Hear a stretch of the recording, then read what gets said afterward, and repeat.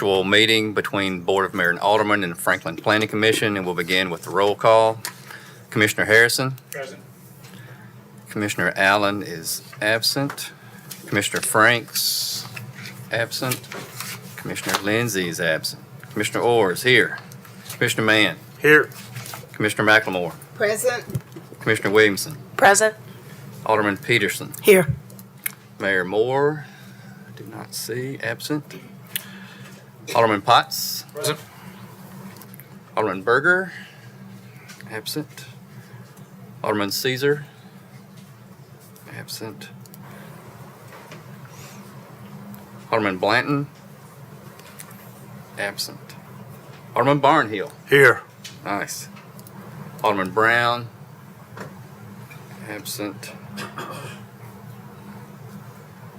And Alderman Baggett. Present. All right.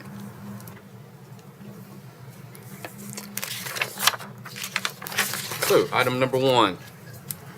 Discussion of development plan revision requesting 3 additional modification of standards, sidewalks connectivity on 25.64 acres located at 1190 Lewisburg Pike, Tuckaway PUD. Staff. Yes, thank you. This is for a revision to the Tuckaway PUD subdivision development plan. This will be revision number 2. Originally, this was approved to be a subdivision. The last revision approved it to become a church campus. This revision does not propose any changes to entitlements or any significant expansion to the campus or the building itself. It's purely for a modification of standards requests that all relate to access and sidewalks. So if you'll notice the sheet I handed out for the Tuckaway PUD subdivision, the first one, MOS number 1, is already approved. So we don't even have to discuss that. That was approved by the Board of Mayor and Alderman previously with revision 1.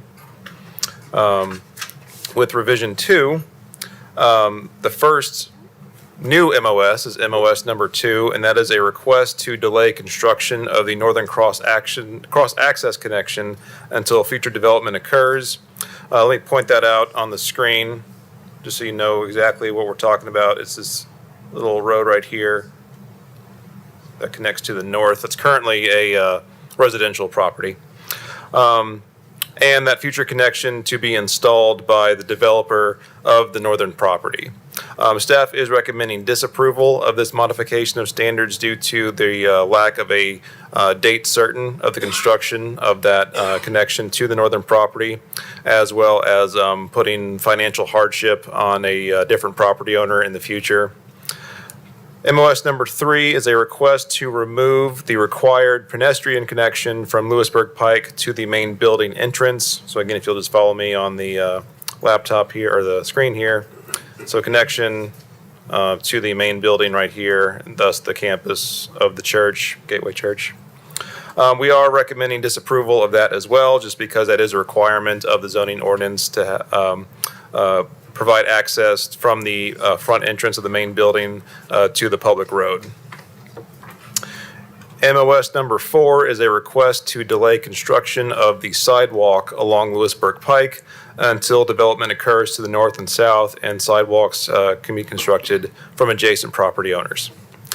So again, going back to the MOS number 2 request, we are recommending a disapproval because there is not a date certain within that MOS, and we just don't know when that development will happen in the future.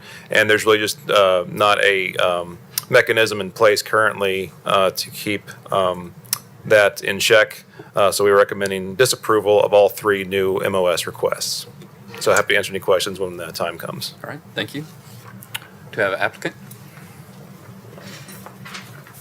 Hello, my name is Greg Gamble, and I have to selfishly plug that I am now with Kimley Horn, and we are the landscape architects for Fellowship Bible Church.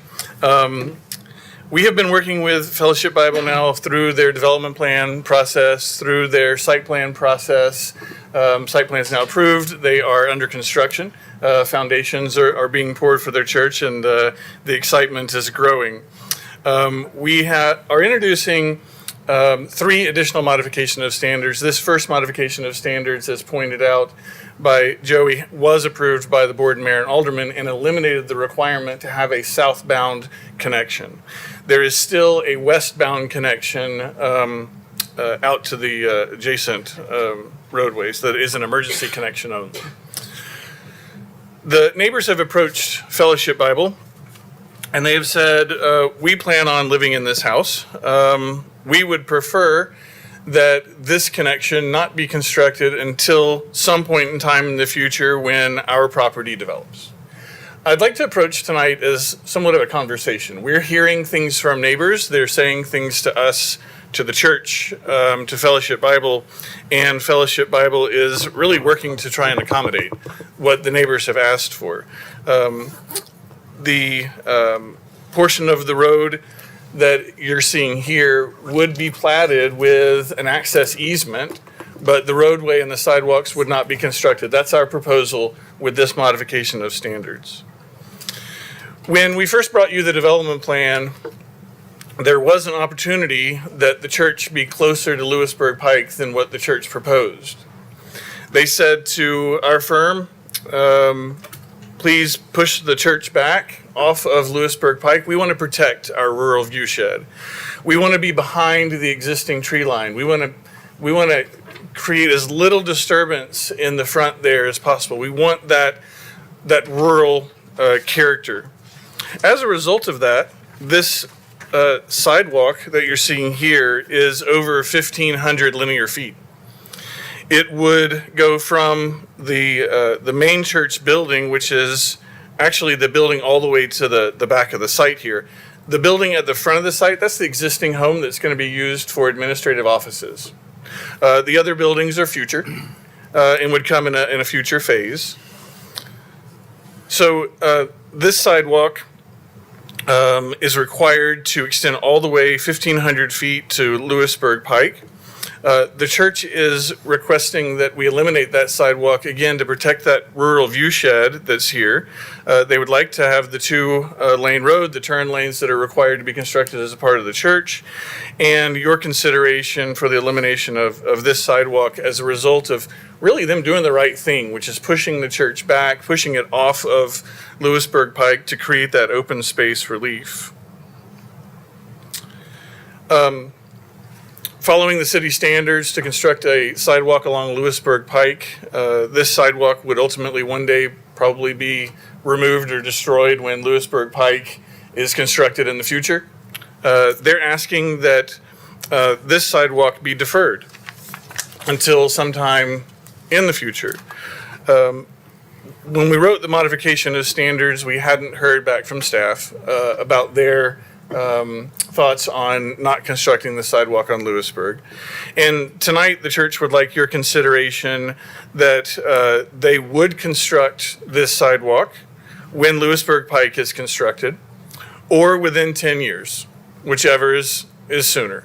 They would like to postpone that to a point in time where we think that it's more reasonable that Lewisburg Pike would be constructed to improve for greater traffic volumes.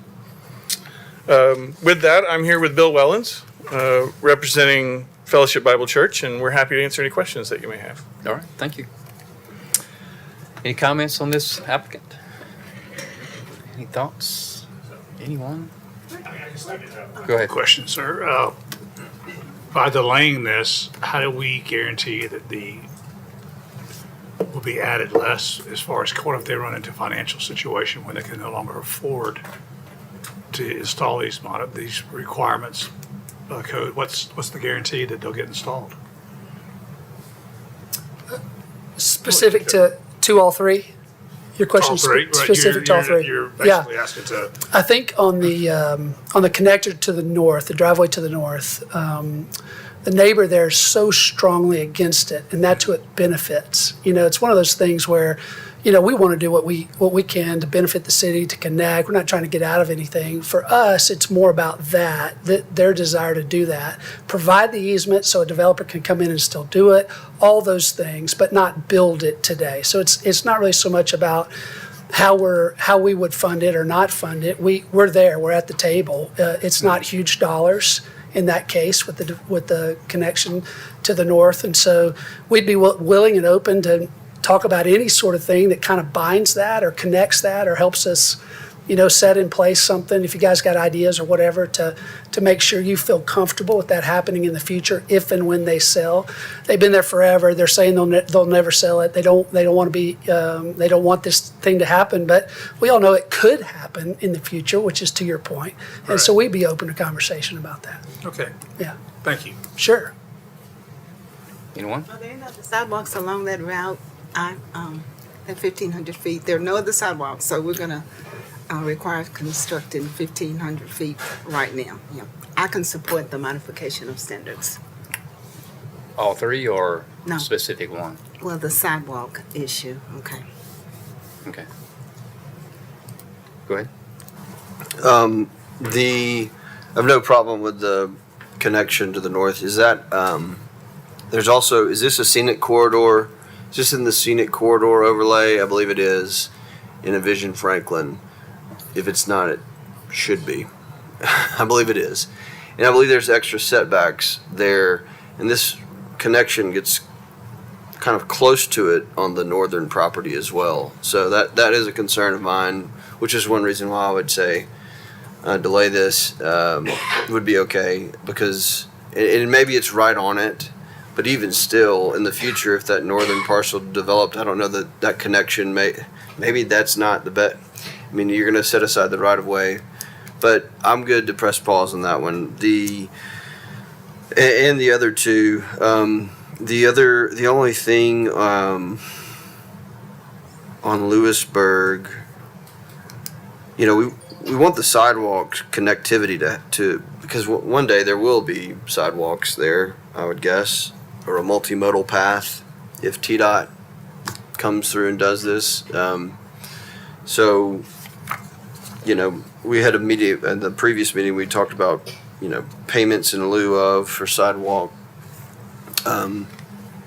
So there are probably a couple ways to achieve some of the things, that everybody wants, but I would be supportive of all of these. All right. Go ahead. Lewisburg Pike does not have a scenic corridor overlay. Yes. Commissioner Williams.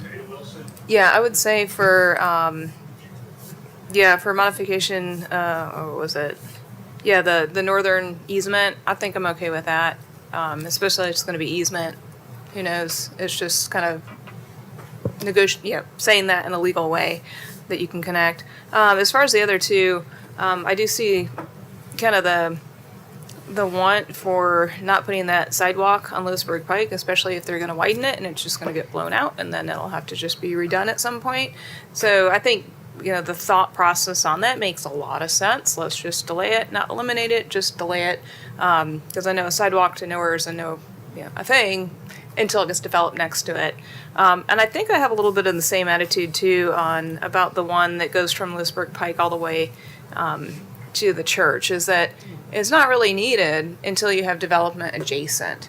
So, and if that were something that were to happen later at the same time with the other one, I think with both of these, it would be just to make sure that, that's structured in such a way that, again, if financial means happen and for some reason it can't be built, to ensure that is brought up to standards and that sidewalk. So Just for clarity on that, if I might make one comment, that'd be okay? Sure. On that, yeah, thanks.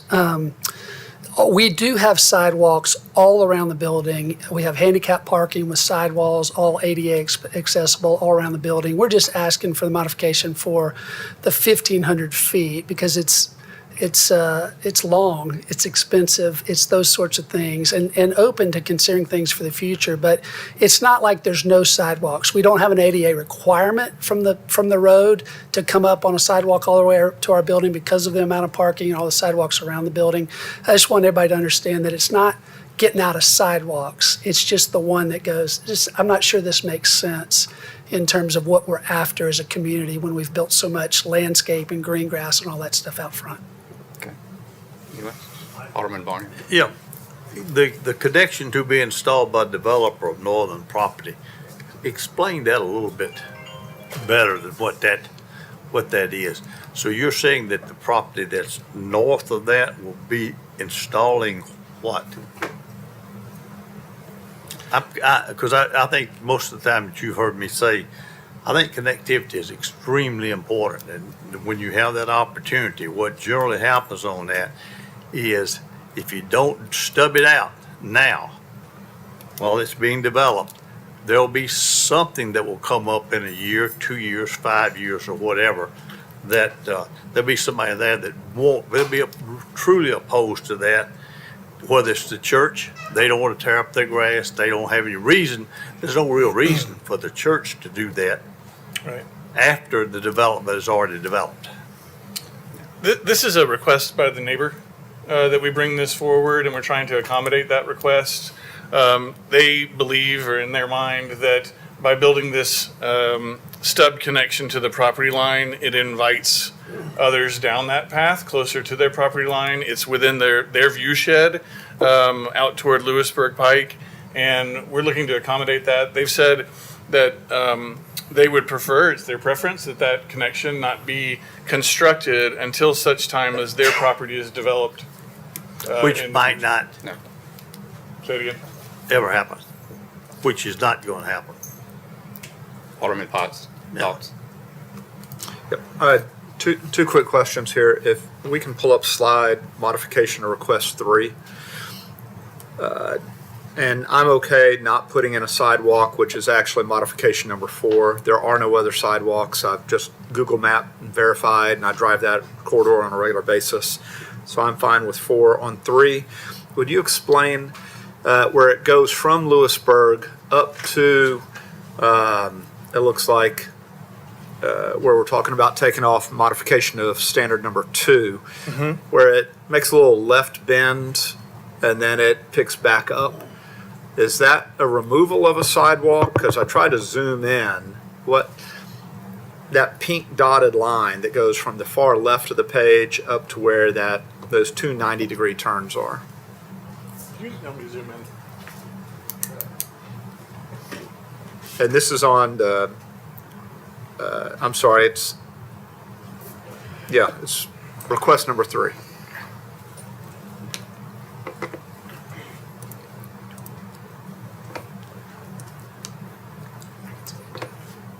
I just wanted to zoom in close enough where people could see it. See the map, okay?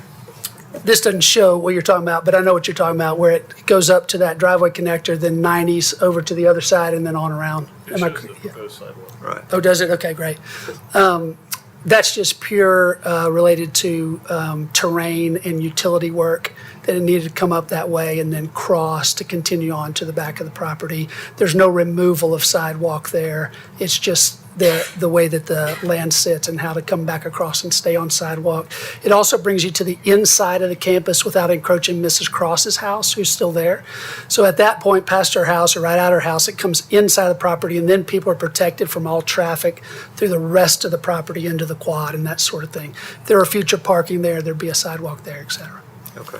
I'd like to add to that too. The phase 1 includes the main building that you see here that says connection and the administrative offices. The parking for those will be behind the building. It'll be here in the back. The parking that's shown here along the northern boundary, that's in a future site plan. It's not currently in the site plan today. And so that red dash line is intended to remove this sidewalk until such time as that parking is constructed, if that parking is constructed. So, And the follow-up is if the neighbor that's on the north that's requesting modification of standard number 2, just since we're talking about delaying this and putting it out there, if you can maybe include that letter from that resident, I think that would be great to include in the future. And since I mentioned residents, Chair, if I could ask one more question. Sure. I've actually received some complaints from some county residents that reside at 2534 St. James Drive and also 2530 St. James. And this is in regards to the construction. And I know that, Bill, I think you and I actually spoke on the phone. And I know that the construction team is out there and they're trying to abide by all of the codes and ordinances that Franklin has in place. My only ask is because even though this is a county resident, we want to represent all that reach out to us, is that you and your construction team and your project team make sure that we're still following all those guidelines, and whenever possible, to, you know, be the best neighbor possible as you move this forward. Yeah, glad to. Thank you. Anyone else? All right, I'll finish up with a few thoughts. On the modification of standard number 4, the Lewisburg parallel sidewalk, I would not do that now. I think those dollars ought to be put in a bank for the city to use at a later date. Modification number 3, that's the connection from Lewisburg all the way up to the building. That is the one I think needs to be done. Because you're going to have all the landscaping, everything done and nice along that road, and then at some time in the future, tear it all back up to build a sidewalk. I think that one probably should be done now. And then modification number 2, that northern cross connection, we don't have a site plan for that northern property, may not ever get one, but there's no magic location to where that access needs to be. We just need access. I would move it down to somewhere where you're showing that proposed parking, and that way the burden to you to build it is very small. And then you've solved the problem. It's not a big burden on you to build it. We get access sometime in the future, and you're using that area for parking until then. So that's how it's solved, number 2. Thank you. Anybody else? Sure, one more. Who, on modification number 4, who would pay for the sidewalk if Lewisburg Highway's widened? Church would pay for it at that Who? time. Church would pay for it at that time. Well, it'd be a TDOT project It has at to be a that time. TDOT project. We did the same thing on Hillsborough Road with Franklin High when it was renovated many years ago. Excuse me, we delayed the installation of the sidewalk because we knew Hillsborough Road was gonna have something coming down the pipeline eventually. And that's when the sidewalks were installed. A lot of kids were miserable through those years because it took a lot longer to get installed than, anticipated. There's nobody walking Lewisburg. No, but they are walking Hillsborough Road, Franklin High. That's a little different. I understand, but I'm just saying, we've done this before. Yeah. Since that is a public sidewalk, we can investigate whether it qualifies for fees in lieu of as well, which could then be used when the TDOT project moves forward. All right. No one else? Good. Oh, one more. Then we need to move on. Thought about this, but yeah, kind of what you were saying for that sidewalk, I think,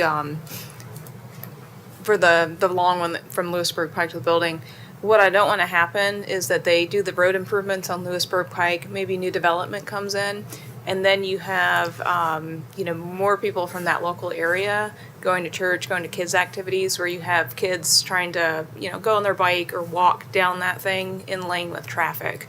So I think from a safety standpoint, when you get to that point where you get people pedestrian, that you're going to really want it. Yeah. So. That's helpful. Thank you. All right. Thank you very Thanks, much. everyone. Appreciate it.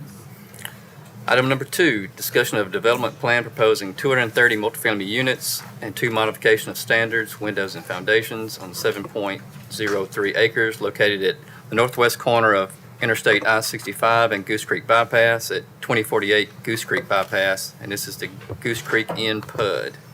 Staff? Yes, this PUD will most likely change names by the next time that you see it. But at present, staff are not supporting the 2 MOS requests due to lack of information being provided at initial submittal. Here, let me pull this up here. MOS number 1 is a request to allow windows and fiber cement to be recessed 3/4 inches from the facade as opposed to the required 3 inches. Staff requests that images of windows recessed at 3/4 inches with the same material as proposed be provided so that staff can evaluate whether there's still a flat appearance along the facade or whether the proposed windows still provide depth and dimension along the facade plane. At this juncture, staff doesn't believe that a recessed window of only 3/4 inches meets the intent of the zoning ordinance. MOS number 2 is a request to reduce the minimum finished floor elevation to 0 as opposed to 18 inches. Staff supports accessibility while meeting as much of the zoning ordinance as possible, so we have to ask for more information. We have asked for more information on the location and the number of units where the MOS would apply. Staff also has some concerns when it comes to the elevations. While development plan elevations are conceptual in nature, the applicant did not address any of the architectural comments made by staff prior to initial submittal. The zoning ordinance requires facade variety and facade articulation for multifamily building types. The conceptual elevations do not differentiate facades so as to meet the requirements of the zoning ordinance. They do not appear to be comprised of two or more distinct adjacent buildings. As a result of the architecture not meeting the requirements of the zoning ordinance, the intent of Envision Franklin is also not being met. Regional commerce areas have a high level of visibility along I-65 and arterial streets, which are important gateways into Franklin. New development should have integrated designs and cohesive architecture that fits within the context of the corridor. And staff is concerned that the elevations that we've seen thus far do not rise to that level. While the applicant did provide you with elevations, staff has not had sufficient time to review, and therefore I can't comment on the updates made. That's all for staff. Thank you. Applicant for this one? Hi again, my name is Greg Gamble, and I'm representing Madison Capital. Unfortunately, my client had a situation tonight, was not able to attend, but he's asked me, since we're on the agenda, to please proceed forward, and so I plan to do that tonight. This property was purchased by Madison Capital several years ago. This is not the first time you've seen or discussed this property. They purchased it as a Regional Commerce 12 base zone district. They had an approved site plan for storage facility, which their financing partner said they must proceed forward with. They knew that multifamily was a by right use in the RC12, but by proceeding forward with the storage facility, they lost that by right because then the storage facility was an existing development as opposed to a proposed development. And you can only utilize the multifamily in the RC12 when you're proposing it along with other commercial uses. So they came to the Planning Commission requesting special consideration in Envision Franklin to allow for a standalone multifamily development due to limited access, or restricted access from Goose Creek Bypass, its proximity to the mixed-use development of Berry Farms Town Center, and that special consideration was approved. This is the circulation plan in this area. I know that the Long Lane flyover is not yet constructed, but it is underway. Properties are being purchased. There is a lot of residential, or a lot of connectivity through the mixed-use development of Berry Farms. One unique thing about this property is that it does sit at the dead end of Old Paytonsville Road. The access to Goose Creek Bypass has been cut off. And to access this property, you don't have to drive through the residential portions of Berry Farms. You come in through where the hotels are to access. So the other thing that is special about this property is that it has really great pedestrian connectivity back to Berry Farms Town Center, where people can walk to work, walk to the grocery store, ride their bike. It really is a part of the mixed-use community of Berry Farms. This is the property, the aerial photograph as it exists today. The area that you see here that's fully treed is a Waters of the State protected stream and has 60-foot buffers on both sides of it. That tree canopy there will remain, and that buffer adjacent to the Berry Farms area will remain.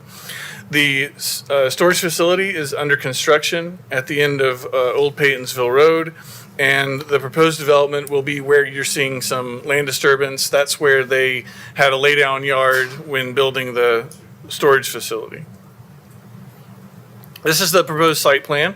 You can see that we have hidden the parking in the middle of the building, and we've placed our amenities really at either end. On the north side of the building is a swimming pool along with a pool deck.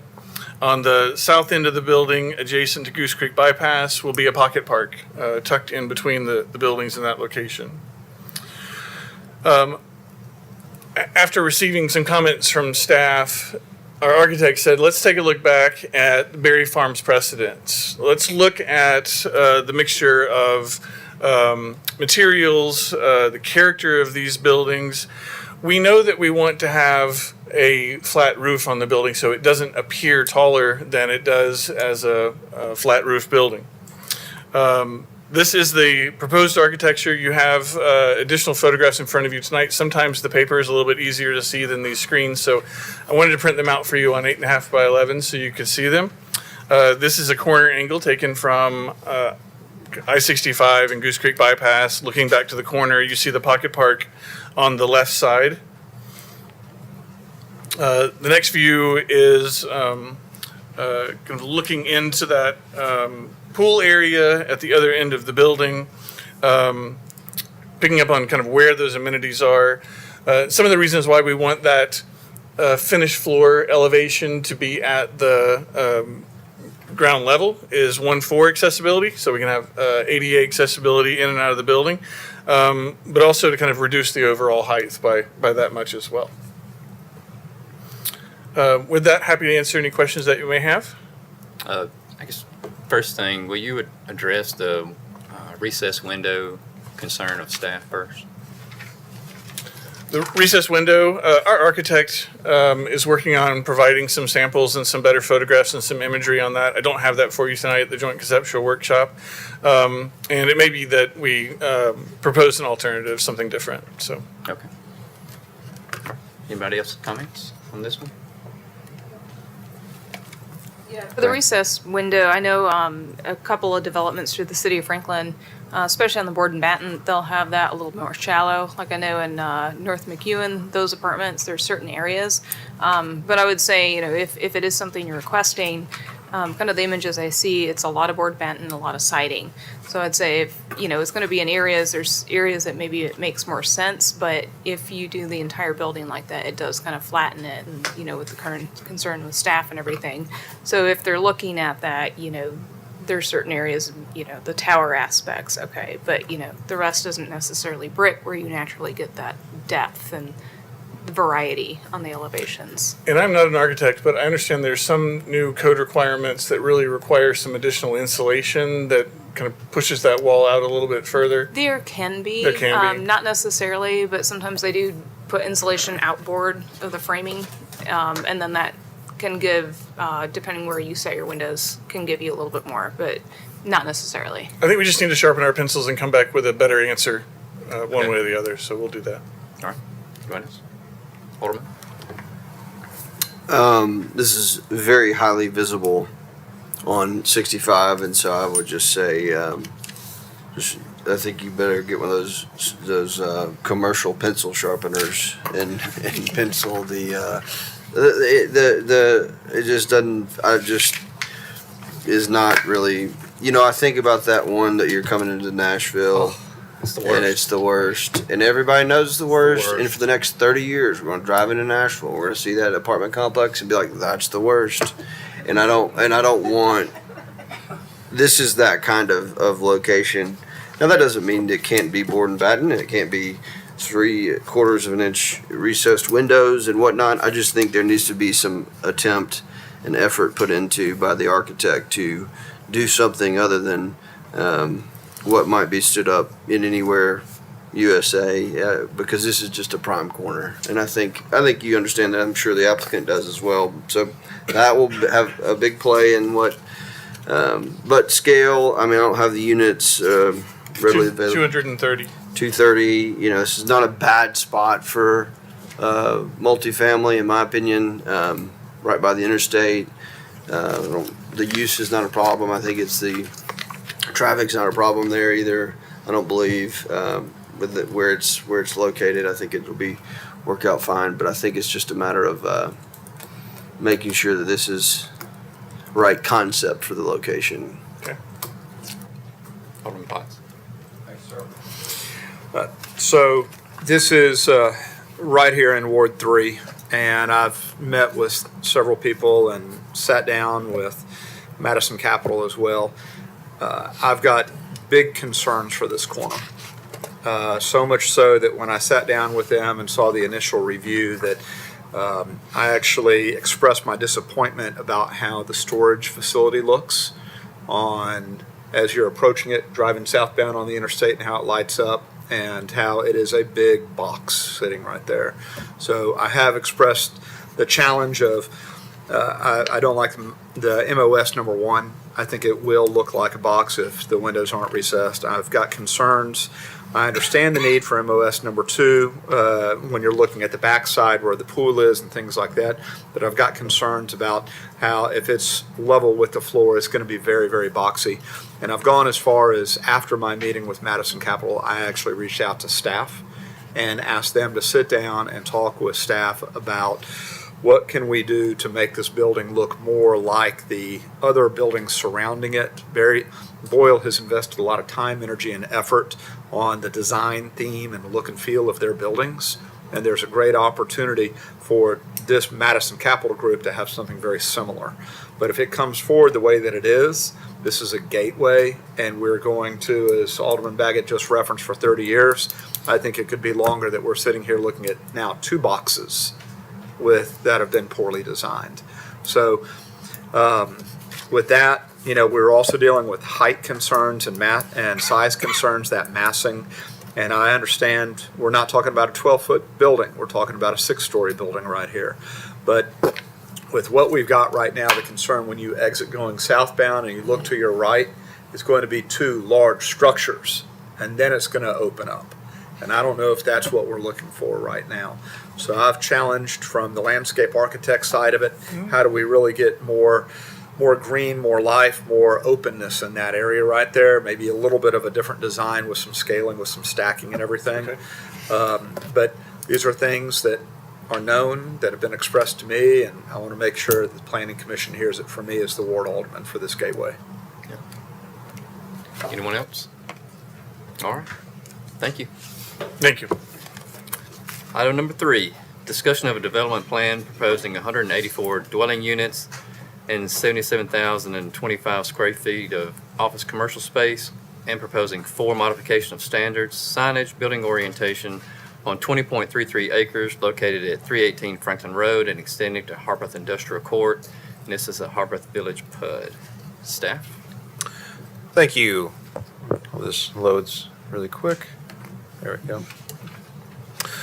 So this project has been to one joint conceptual before, but they are back just to kind of review everything, as well as some of the changes that have been made since the past presentation. As the Vice Chair mentioned, this development does include 184 dwelling units for the multifamily building style, as well as over 77,000 square feet of commercial use. With that, they are requesting 4 modification of standards, 3 of them relating to signage, 1 of them relating to building details. So the first MOS is to allow irregular shaped signage. This one has been pretty common with past projects, and we are recommending approval. MOS number 2 is a request to allow 1 canopy sign per tenant and may be allowed to extend above or below the canopy. Currently, that's 1 canopy sign per facade. So this is 1 per tenant. MOS number 3 is a request to allow 1 vertical blade sign per commercial mixed-use building where residential is on upper floors over commercial, and permitted if other hanging signage is present. Currently, that is 1 vertical blade sign per frontage located at an intersection, and only when there is no other hanging signage located on that building. MOS number 4 is a request to allow buildings to have frontage at an angle rather than parallel, and there is only 1 building on the development plan that has this specific request. It's just at an angle, creates more of a green space in front of that building. So for the first MOS, we are recommending approval. For MOS numbers 2 through 4, we are recommending, we're not recommending anything at this point. We're requesting additional language or modifying language for those modification of standards, specifically for the signage to kind of detail specific maximum number allowed and specific location for the vertical signs, and for the MOS relating to building frontage and having that building at an angle, just showing on the plan more details about how that space is going to be activated. This did receive a preliminary recommendation of approval from the Historic Zoning Commission, and just as a reminder, every signage request still has to go through the Historic Zoning Commission for a COA because this is in the overlay.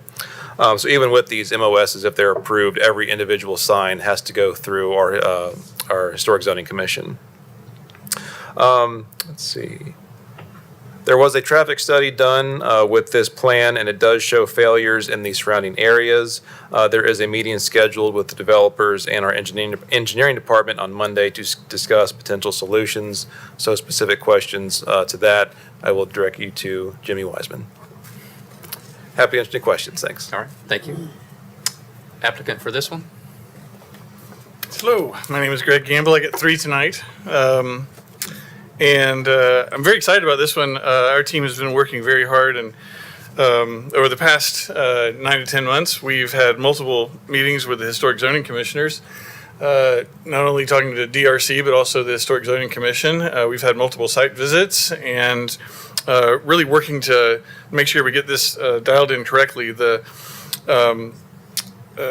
portion of the property that you're seeing here in red, this northern part, is within the historic overlay.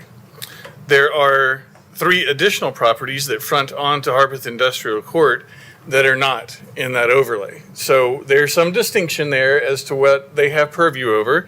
But we have been really listening and paying attention to their input and their conversation. At the beginning of 2025, the Planning Commission adopted the factory district and included these properties as a part of the factory district. The green circle that you're seeing there in the middle is conservation policy to protect that hilltop. Shown here, outlined in orange, is the hilltop hillside overlay. The dashed orange line that's further out is the hilltop hillside buffer, at 500 feet. On top of this hill, during the Civil War, was what's called a rodan. In the bottom 2 pictures, you can see those articulated on these Civil War maps. A rodan is kind of a U-shaped fort. It had an opening on what you would consider the safe side, and the defenses faced out. And so in this particular instance, they faced north. There were multiple rodans all throughout the city of Franklin, around Fort Granger, around Roper's Knob, and this is one of those locations. My client hired an archaeologist to go out and metal detect the entire property. They found square nails, they found horseshoes. They did not identify with metal detector any Civil War related artifacts. But they did discover on the church's property, the church just to the north of us, not on this property, but just to the north, near the railroad tracks, a cistern that was constructed by soldiers for water during the Civil War.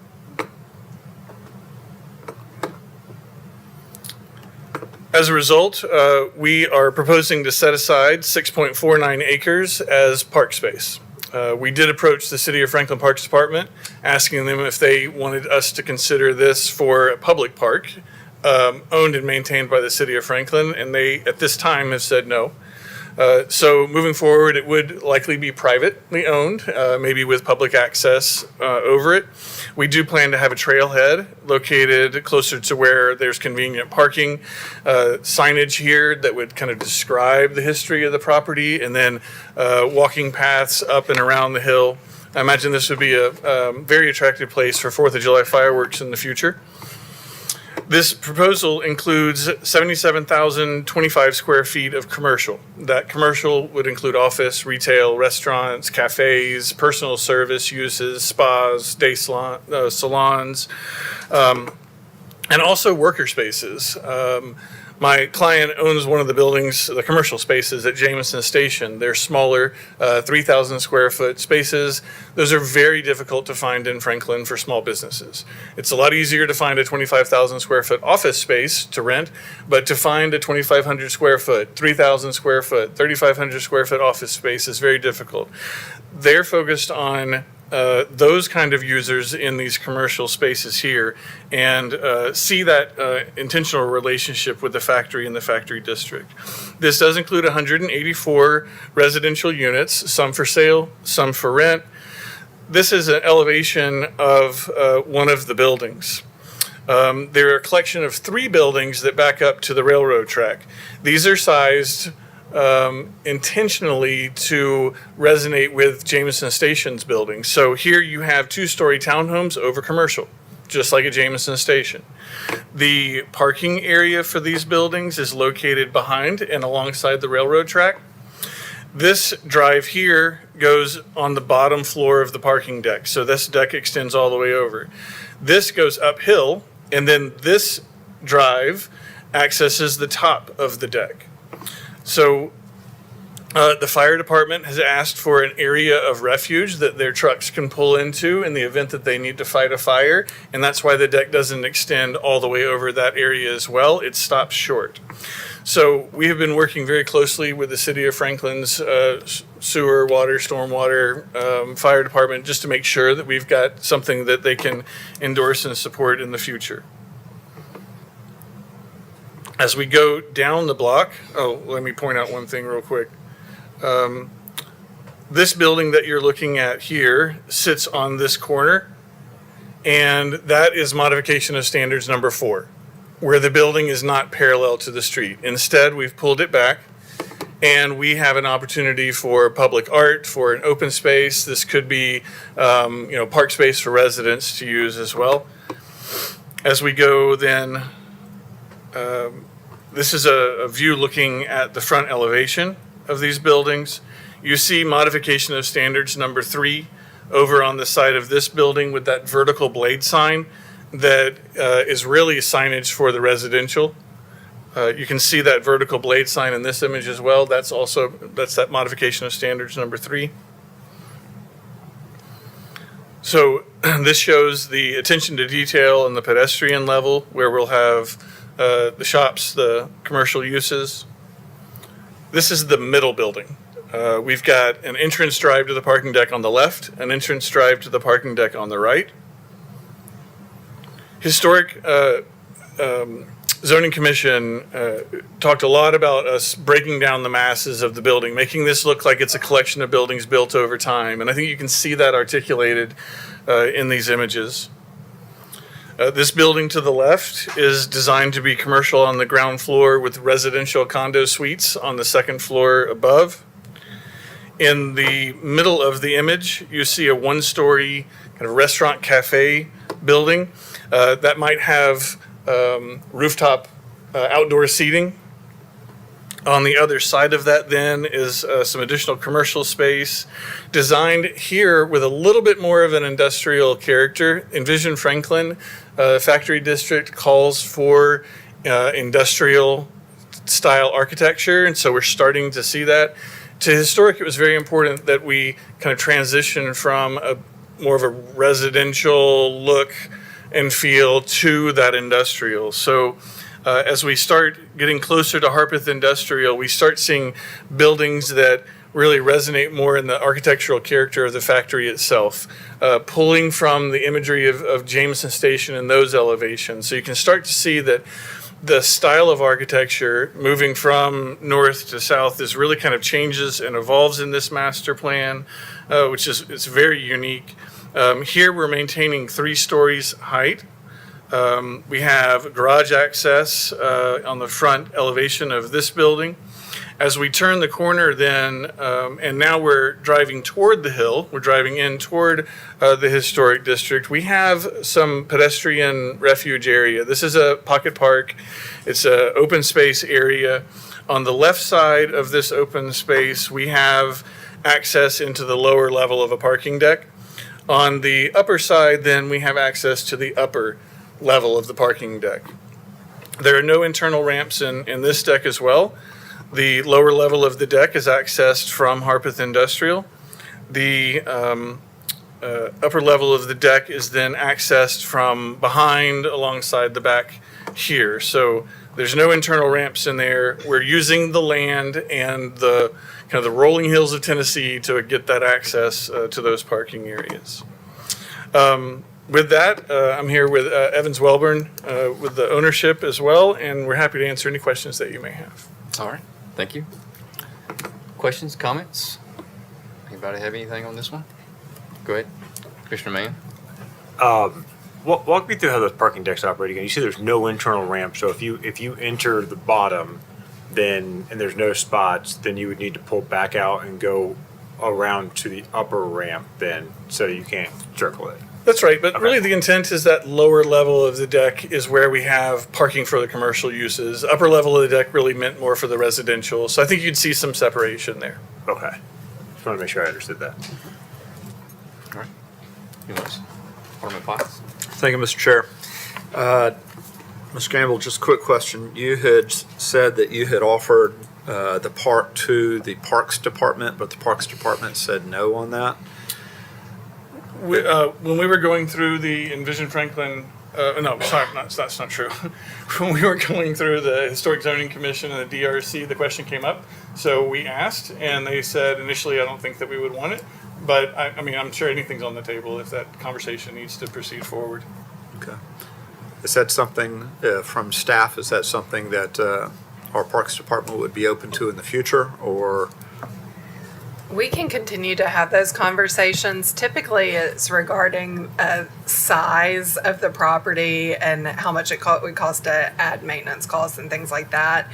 But we can continue to have that discussion with the Parks Department and see what their rationale is. Okay. And part of my question actually aligns with where the access drive is now onto Franklin Road. It leads directly across the street to Harlansdale. Potential crosswalk right there, access points. The other question that I have here is there any consideration to redesigning the Franklin Road access road to run parallel to Morningside Drive? That point on Franklin Road is at the high point of the hill and has the best sight lines in either direction. I don't know when Morningside Drive was constructed, Jimmy may know, but it really doesn't have the accommodation for sight lines that would be appropriate to meet city standards. Yeah. The reason why I ask is I've seen in a couple of places around town we have, I think, some signs that say maybe blind driveway, to slow down.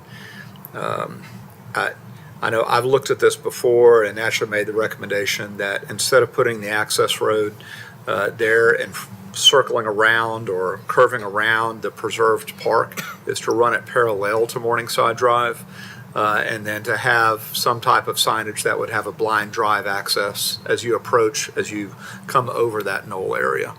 But that's one thing that I would recommend as far as trying to preserve more of that park area, so that the access road just doesn't go down the middle of it.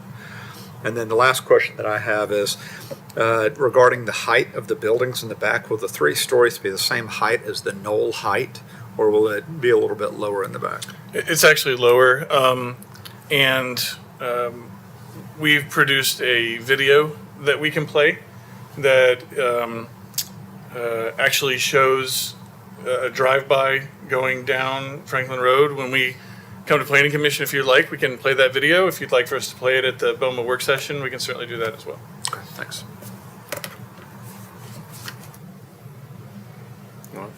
Go ahead. Tell us a little bit more about the traffic. I mean, I think I see your point on the drive. I think if you went parallel with Morningside, if somebody tries to get out on Morningside at the same time, that'd be difficult. So I don't know if tying it into Morningside is even an option or something to consider. But it's mentioned that the traffic study had a number of failures. Sounds like you're going to work through those. But could you give us maybe a highlight of where those failures were identified at for right now? Matt Hatcher and Liberty Pike. Mac Hatcher and Liberty. And Liberty Pike, Oh, yeah, okay, Mac Yeah. Hatcher and Liberty Pike, Mac Hatcher and Franklin Road. okay. This is pretty far away from the project. Are there other concerns, Jimmy? I don't want to overspeak or underspeak. Sorry. There we go. Red means go. That means go. Like Joey mentioned, we're meeting on Monday to look at any and all solutions for some of the impacts. A lot of it's background, simply just as more density around the city comes in, more people are coming to downtown, which is a good thing. But we want to get them here easily. So again, we'll look at that Monday and come back to Planning Commission and Board with some solutions, hopefully. And it would be helpful to know if that traffic is which component of this development? Is it the residential component? Is the commercial component driving more of that traffic? That'd be really helpful to understand as well. Okay. We can break that out if you'd like. Go ahead. A few things. Thank you for saving the Redan. Appreciate that. I don't think you had a choice because it's in the hilltop, but it's very gracious to do extend it like you have done in areas where it was not necessarily required, and so that's going to be nice. Whether it's public or private, it's going to be a great asset to the community and to this. The stormwater location on the front side is a bit of a concern. I know when we start putting stormwater in on the sides of hill slopes, it does change the way that works. So I don't know if that's if there's another location or if staff guided you to that location, or if there's a way. You see what I'm talking about there? Morningside, the little triangle between Franklin Road, Morningside, and then the new road. I do. As planners, we don't size all the stormwater elements prior to submitting a development So plan. it's conceptual, I'm sure. But I'm going to write that comment down. We'll have conversations with our civil engineer to see if there's an a place, alternative. because what we have is we're coming in on Franklin Road, and it's nice that nothing's developed there, but if you come in, you cut in, and it's to have the whole, and you have to build up to hold the stormwater, and if there's other locations on the Okay. site, I think that would be ideal to keep that as preserved as possible. The back of the building on Harpeth Industrial, there's a part of the deck where it might be exposed. I'd like to make sure that the back of that building on the east side of the deck there on Harpeth Industrial, that side needs to be, aesthetically, right there, back one. So that deck is at the Well, same. one more back. I'm talking about a different. This one right here. So if you look through those trees there, up where right there. So this actually shows you on the next slide here the top of the deck, and it is at the same elevation as the sidewalk and the same elevation as the three buildings that are around it, including the single-family one-story building that's on Morningside Drive. All of that sits at the same elevation. Where it changes is it drops from that deck down to Harpeth Industrial by 10 or 11 feet, and that's why we're getting that other level of parking deck underneath the ground. Wonderful. I'm talking about the building on that deck and just making sure that doesn't look like a back of house apartment complex. But I think that needs to look aesthetically congruent with the rest of the development. Okay. Because you're kind of coming in off Franklin Road, you're going to see that, and I don't want it to look like I think neither would the applicant. Okay. The other thing was this traffic study. This is just a challenge because I drive this road every day, multiple times a day, and first of all, it doesn't look like there's any northern connectivity between. I don't know where staff could speak to that. There's no required northern connectivity here, but there is for the church that was before us. So anyway, there's no northern connectivity on this one, but apparently it's required on Lewisburg. Anyway, I think that we've got a lot of entry and access points that are coming onto Franklin Road, and then Harpeth Industrial, Morningside, this new one, the church, and you've got the factory, which has. You got the gas station, you got the factory, or McCall's factory, first entrance, factory, second entrance. you got 7 entrances kind of in this, or places where people can come in and out of traffic or in and out of properties. And so north-south connectivity is going to be really, really important here, from Liberty Pike all the way up through. For this thing to work, in my opinion, we have to have north-south connectivity, because you can't have people, however much this traffic study is saying is going to happen. And I'm not worried it's the people coming in and out, but the people who want to go from here down to the factory, but they have to go out Harpeth Industrial and down to the first entrance and then back down to get to the deck. Like, this is the kind of thing where, for this factory district to work, there has to be northbound connectivity for something of this scale to be north. And I actually like the direction all of this is going. I think it actually works. But I don't know how we would be responsible if we didn't have north-south connectivity all the way or planned for this in this entire area. This happens to be pretty big. It's not that many units as compared to other things we're looking at, but it's a big shift. And if we kind of have the factory north district and then you have the factory south district, and the only way you can get to it is if you go out to Franklin Road and down and back, I'm just seeing a headache and for traffic. And now we need to encourage and really require northbound and southbound connectivity, and even up to the north to the church. Maybe, Joey, you could speak to that. Yeah, if I could just clarify, a northern connection is required, and if it's up to the applicant, if they wish to not have that connection, that would be a modification of standards. There's a little confusion about that because that was previously an MOS, and that has since been removed from this it's going to be request. complied with, but it's just not on the plan. Understood. Yeah, so that and then the last thing was the parking count standards. I don't know. We haven't. That's kind of the next level. This is just joint conceptual, but I'm going to be really hesitant to reduce any parking standards on something like this because of the real success of the factory district. And I think that we've seen retrofitting of decks and at the factory, and I really hope that this is going to contemplate, frankly, if there's north and southbound connections, and even if there's not, how popular this would be. So just making sure that we're it's going to be adequately parked. Thank you. Other than that, I think the architecture, everything looks great. Came a long way. It did come a long way. All right, anyone else? Okay, I have one final thought on this one. First question for staff: Morningside Drive, public or private street? Private. It is a private street. Okay. I'd be very careful making the 2 roads parallel, because you'll have somebody taking a right turn and the next person taking a left turn at the same time. If there was an opportunity to improve Morningside Drive in some manner and have that the primary ingress egress for both those developments, that would seem to be money well spent.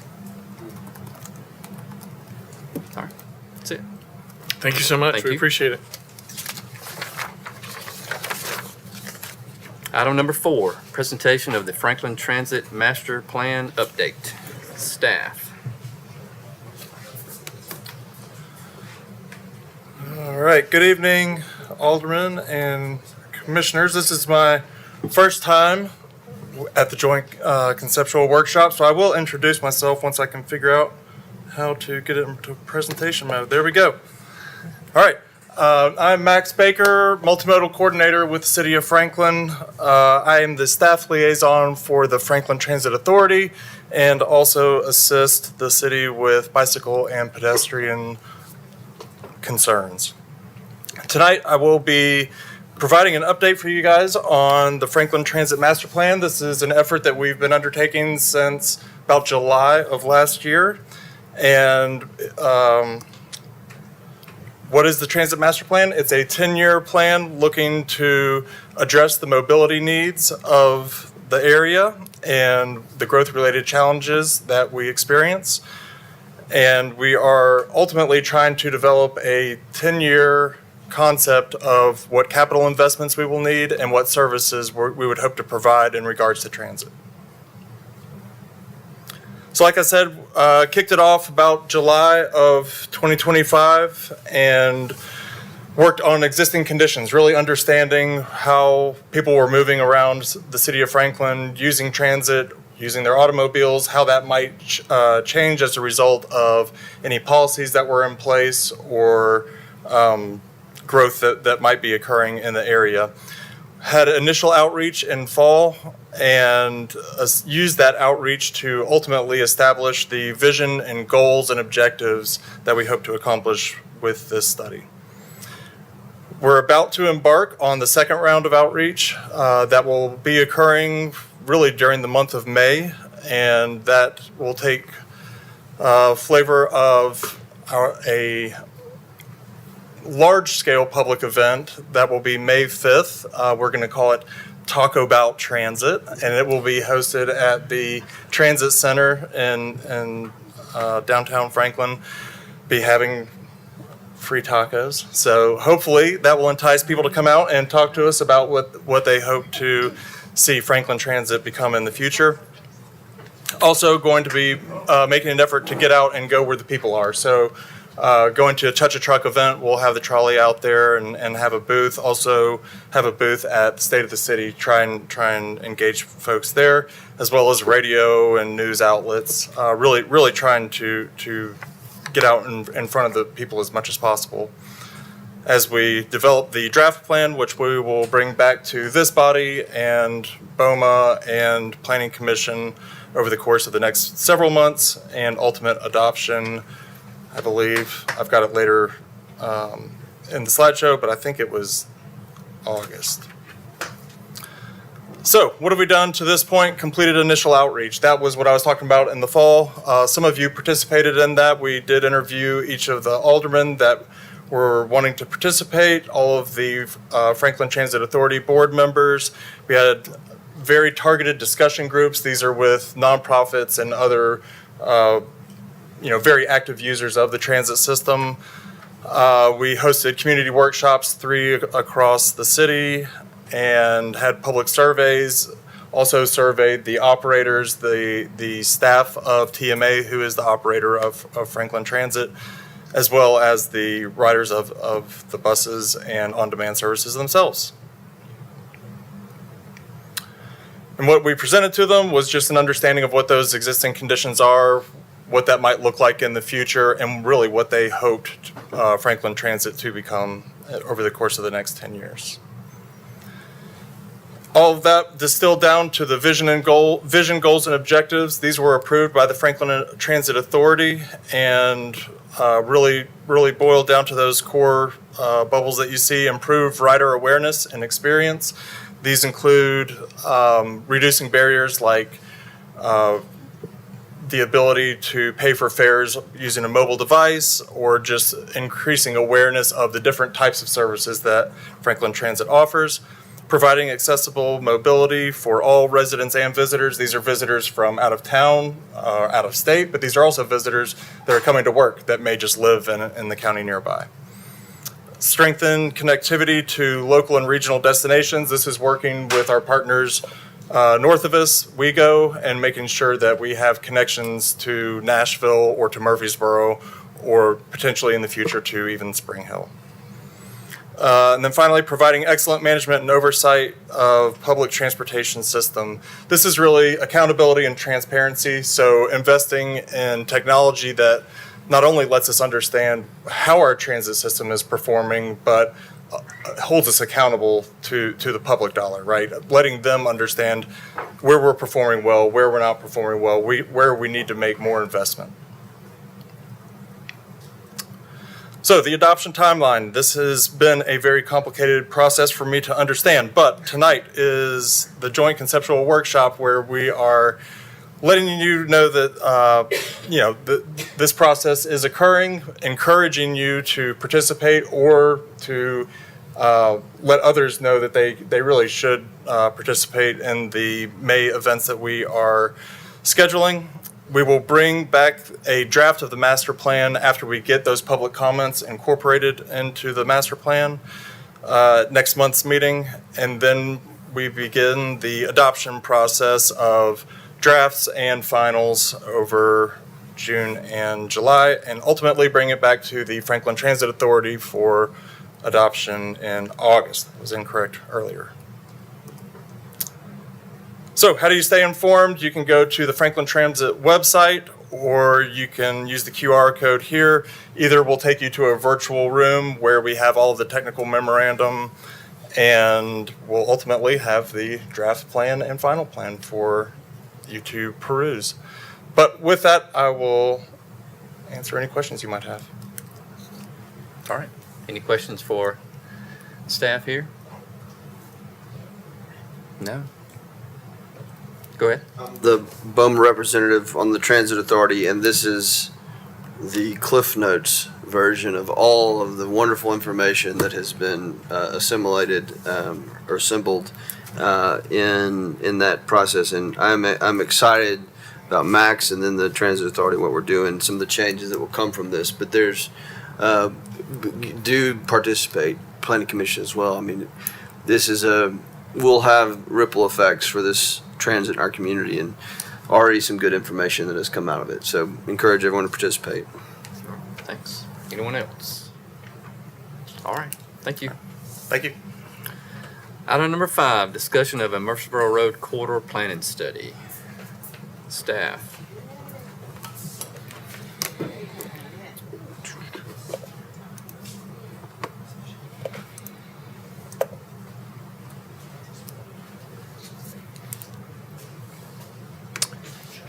Once this loads, get started.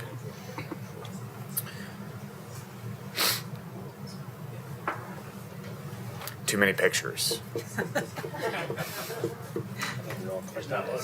Yeah. Hey, all right. Great. So I'm here to speak with you all a little bit tonight. At the last joint conceptual workshop, we, as staff, were tasked with investigating going along, down this road for a Murfreesboro Road corridor planning study. So I wanted to bring forward some of the preliminary research that we've done, just so you all can see everything that's happening in the corridor, and put a lot of the information that we have in different maps and different layers within our online zoning information just here in one place so everybody can see it. We can have a kind of base knowledge, and then I'll bring forward some next steps for you all. So let's go ahead and get started.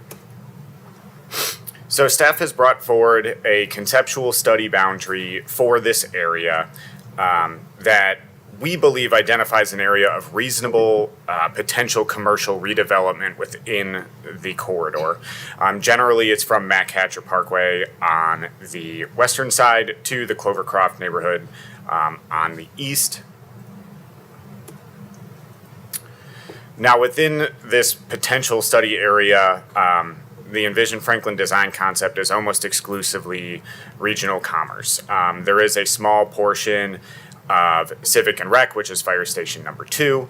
However, as you can see, the vast majority is regional commerce. And within regional commerce, Envision Franklin supports obviously regional commercial uses, local commercial uses, continuum of care hotels, institutional uses, and mixed-use multifamily. Now, that's the Envision Franklin design concepts. However, the zoning districts are a little bit more diversified. There are 4 zoning districts: Civic Institutional, again, the fire station. Actually, Office Residential is not on here. That's my color blindness poking through. That's just to the north on North Chapel or North Royal Oaks here, right near the residential neighborhoods. There is some office residential. The planned district here in the soft purple. Regional Commerce 6 is the dark purple, which consumes the vast majority of the study area, as well as the general office here in blue. The PUDs that do exist have some multifamily condos, some multifamily apartments, there's some townhomes and assisted living. So the PUDs predominantly are residential of just a varying kind. Now, the land use is a wide patchwork. We've broken it down a little bit for you as well. There is 28% of the study area is mixed non-residential, so that could be anything from retail to commercial, just anything that's mixed together, as you would imagine with a lot of like strip centers. There's a mixture of uses, so any type of development like that that does not have a residential component falls into mixed non-residential.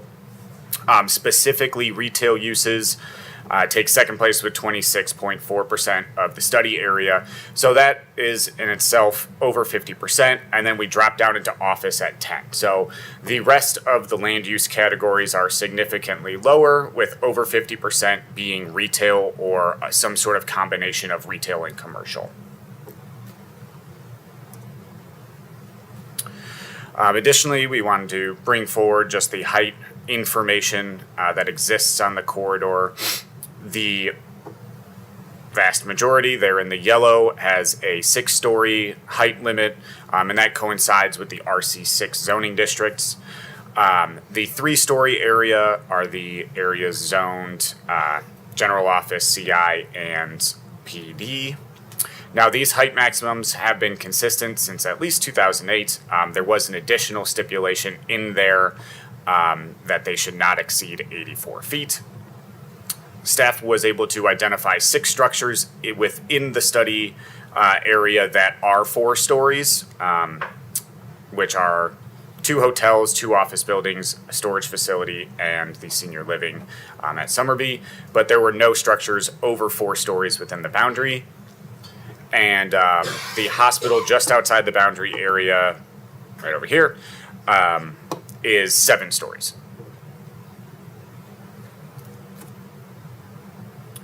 We also took a look exactly where the building footprints for the structures within this boundary are. There are 305 structures in the project area, and based on a lengthy drive around, staff was able to identify 10 either storefronts or structures that were available for rent or for sale out of the 305.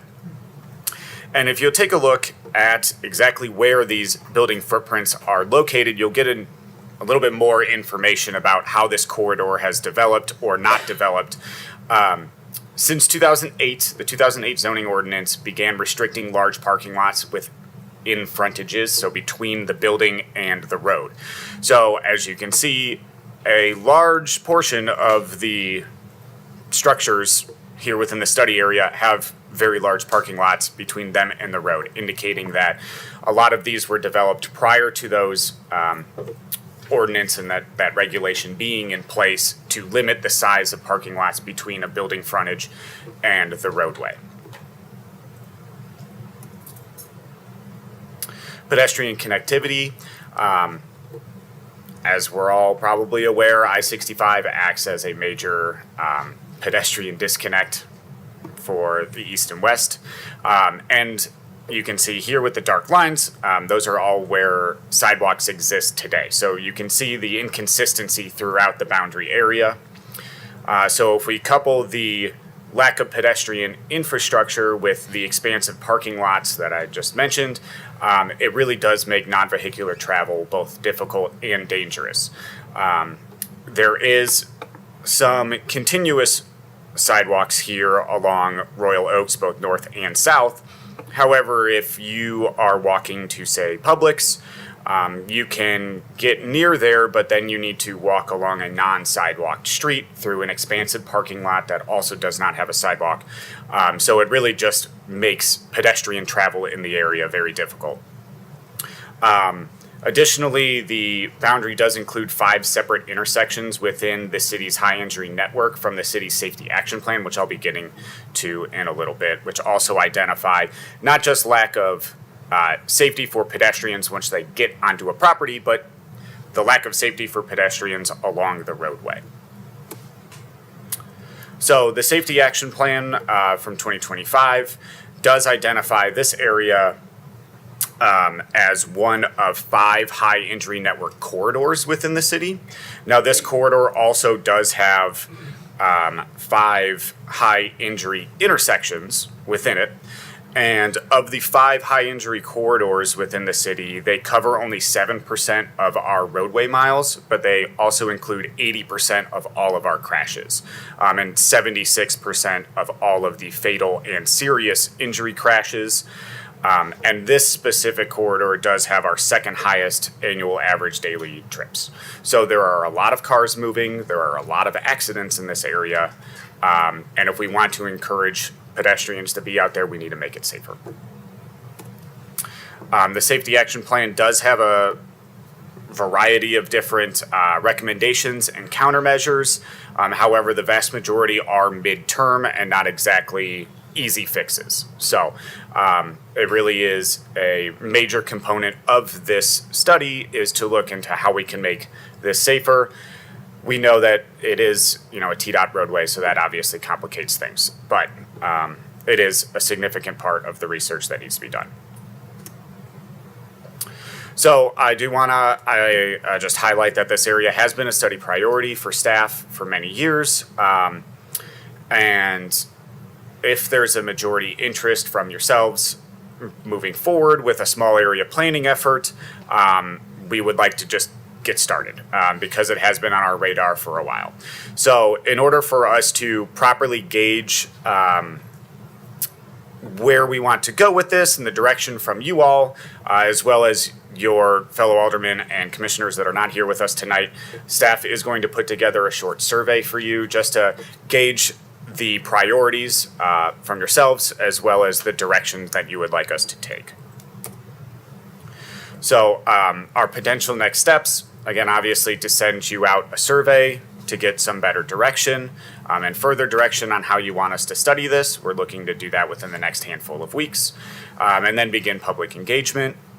We will then come back with our findings and a draft Envision Franklin amendment this fall to be potentially put into Envision Franklin at the end of the year, and then follow that up with however that amendment is crafted, potentially including any sort of new ordinance or changes to the zoning ordinance for our annual zoning ordinance cleanup at the end of 2026.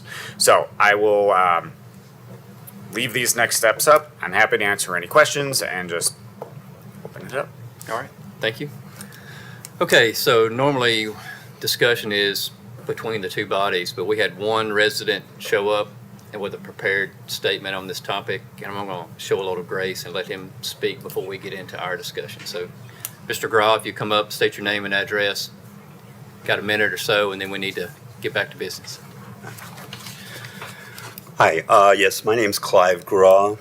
I live at 4240 Warren Road. I'm in the unincorporated county area near Cedarmont Farms. I'm a retired LA traffic engineer who has reviewed hundreds of traffic studies. But I feel obliged to inform you of a potential nightmare on Murfreesboro Road.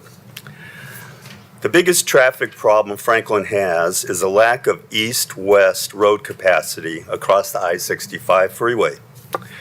McEwen Drive will be fully congested in 5 years when the Ovation Orium development opens. Liberty Pike and Mallory Royal Oaks is slated for a massive widening from 3 lanes to 5-lane approaches in all directions. Murfreesboro Road at the I-65 overpass has desperately squeezed in more lanes and is still experiencing delays of 15 to 30 minutes during peak AM and PM hours, with queues in the morning that extend all the way east to Cloverfield. Finally, we need to go 3 miles south to get to the next overpass at Goose Creek Bypass. So what is in store for the future, 2030 to 2035? There probably won't be any widening of the overpass. Completed Ovation, Orium, and other developments will double the AM/PM traffic and increase delays across the I-65 overpass to 30 to 60 minutes. So the city of Franklin thinks now is a great time to consider rezoning this whole Murfreesboro corridor and increase its density, while not even considering the elephant in the room, the traffic. What happens if we approve the Murfreesboro density corridor? 100% of the increased traffic generated by new developments stays on Murfreesboro Road. And going from mostly one-story buildings to 6 stories, you're going to have a lot of increase. Delays on the overpass will at least triple. Picture a solid queue of cars from Arno Road all the way to Public Square, resulting in thousands of hours of missed family time for our residents, and sadly the deaths of many heart attack and stroke victims who won't be able to make it to the adjacent hospital in time. Is this what you really want? If not, let's demand that any new development along this corridor cannot generate any additional traffic until the roads are widened and can accommodate it. Say no to any rezoning and no to increased density. Thank you. Thank you. Okay. Anybody have comments on staff's presentation? Somebody? Nobody? Alderman Go Bagley. ahead. No, go ahead. Commissioner Williams. I think especially looking at this corridor from a pedestrian safety standpoint is excellent, because you do see quite a bit of people on foot, walking on the grass in those areas that don't have it. And yeah, appreciation of the incredible, I call it the gauntlet, if you get through the gauntlet. And so when you're on pedestrians, I think approaching it, safety standpoint is huge. So. Alderman Bagley. So the exception for public comment is that an exception, but this isn't being rezoned to 6 stories. Just so you know, I think it's that now. So what this is just so the public is clear, this is a small area plan so that development is, we have many other things other than density that we look at, as you all know, within a zoning ordinance or Envision Franklin, such as is the parking in front of the building or behind the building. There are lots of things like that. And so this is not a rezoning, lest anyone out there think that we're thinking about rezoning the entirety of Highway 96 because of various thoughts that have been expressed. So just very clear, we do small area plans all the time, not all the time, but we've had 2 or 3 since I've been an alderman.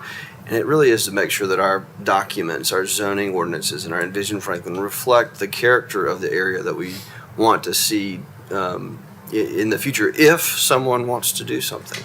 So already someone could build a 6-story building anywhere in here. In fact, I would think, just here's the first comment for the study, is that 6 stories is probably too high for a lot of this area out as you get away from Interstate 65. And so that probably is going to be addressed, I would think, and I think you'll hear that from the community. So all my comments were because sometimes there's misinformation shared widespread, and so wanted to make that clear. Thank you. Very good. And for staff, this is in-house study. Good question. Okay. Anyone else? Alderman Potts. Yeah, I just want to say great job on the study. I think that what you've been able to break down, I really appreciate the number of overlays and maps and everything that you've been able to put together. I think it's very telling when we look at the pedestrian connectivity, which is on slide 8, how important having a plan and putting it together as we're looking at the future is. This immediately puts into scope the request that I put in at the last BOMA meeting at South Royal Oaks and Mac Hatcher, was to add pedestrian connectivity right there at that intersection. There's a lot of opportunity here. There's a lot of growth. I think that if we don't plan for the future, we're setting ourselves up for failure. I think that also We had the recent installation of the median that goes along Highway 96 with restrictions of the U-turns at different intersections to make those improvements. We haven't even gotten the data yet on the improvements and decreases of what you have listed here on page 9. And it's going to take us a year or two for the police department, the traffic, for that ranking to come back to us. And I think that's just a good example of how we're doing good improvements in these areas right now. And we're going to continue to do that. And I think that adding more sidewalks and widening some sidewalks and really creating multi-trail connectivity as we get closer to Mac Hatcher is going to be extremely important. This is a 10-year approach. I mean, we're in 2026 right now. We're looking at Mac Hatcher improvements. It's going to put us out there at 2034. But we can't wait. We've got to have a plan now. We've got to start putting things into place. Thank you, Mr. Chair. Thanks. Anyone else? Staff, did you have anything else to add? All good? I would just say be on the lookout on your city emails, particularly for a informal survey. We normally take forward a resolution to undertake a special study that is ultimately either approved by the planning commission or the board, but because the board, the planning commission, and staff seem to be all aligned on moving this forward, we're just going to do an informal survey, make sure everybody's on the same page. We'll have some additional questions about priorities, and also if you're interested in a stakeholder interview as we go into the process, that it'll be a very short survey. So we'd appreciate you getting on that as soon as you can when you receive it. Thank you. All right, thanks. Any other business? None? This meeting's adjourned.